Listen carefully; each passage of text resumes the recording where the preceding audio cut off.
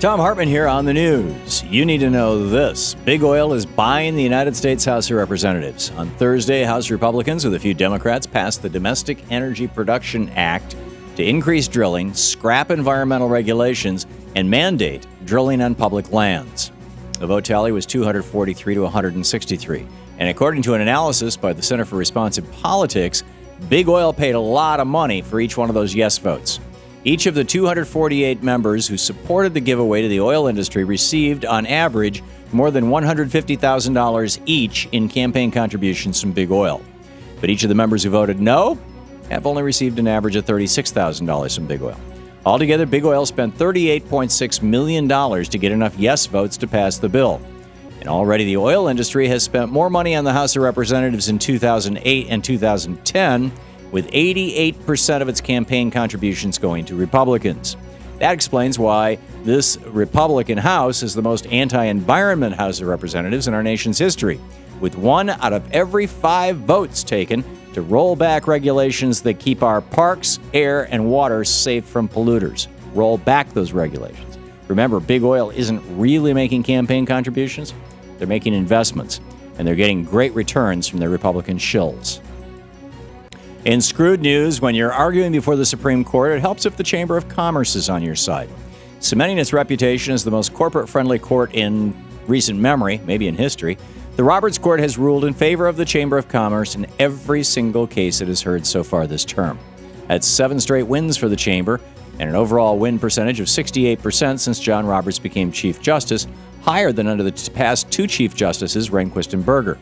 And next week, if the Supreme Court strikes down Obamacare, it will be an 8th straight win for the Chamber. Not only do we have the best Congress money can buy, looks like we have the best Supreme Court money can buy, too. In the best of the rest of the news, the American financial system took a blow late Thursday night when Moody's Investor Service gave a credit downgrade to a slew of big banks on Wall Street. Bank of America, J.P. Morgan Chase, Citigroup, Morgan Stanley, and Goldman Sachs are among some of the banks that saw their credit downgraded. Moody's is questioning whether or not the banks can repay their debts. Curiously, the CEOs of the banks have all received record-breaking paychecks this year, just as their businesses go down the tubes, proving there is still no accountability on Wall Street. Banks being unable to repay their debts got us into the financial crisis to begin with back in 2007, and with House Republicans blocking Wall Street regulations and banksters again focused only on short-term profits, we may be headed for the same mess again. Time to break up the too-big-to-fail banks and revitalize American manufacturing so that our economy depends on building things again rather than just moving around money. While the case against austerity is glaringly obvious in Europe, where nations like Greece, Spain, and Portugal are in a death spiral of high unemployment, high suicide rates, and high debt, there's now more evidence that austerity is hurting the United States economy too.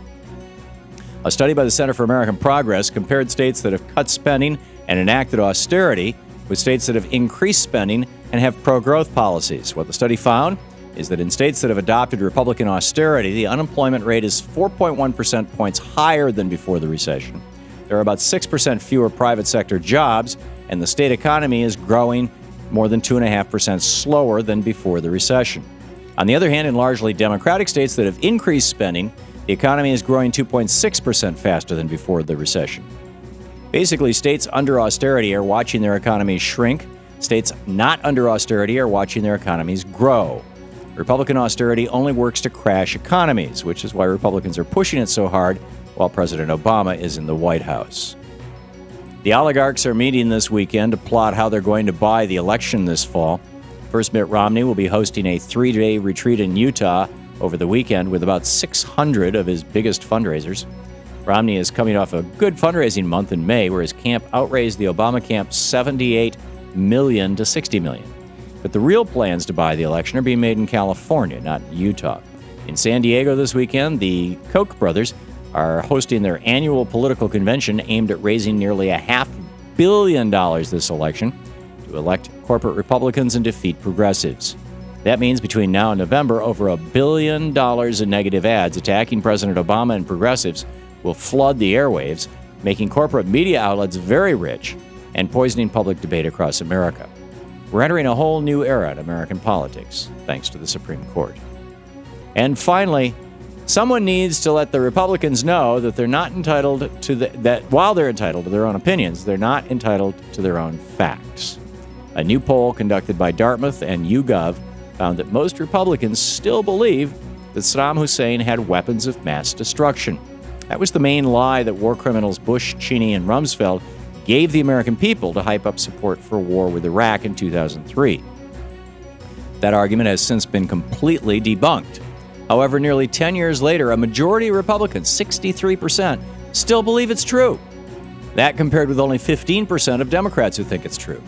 To top it all off, of the Republicans polled who think Saddam had WMDs, 64% also believe that President Obama was born in a different country. I'm beginning to think the Republicans do live in a parallel universe, one in which President Obama was born in Kenya, Fast and Furious is a conspiracy to take our guns away, and rich people are job creators. And that's the way it is today, Friday, June 22nd, 2012. I'm Thom Hartmann on the news.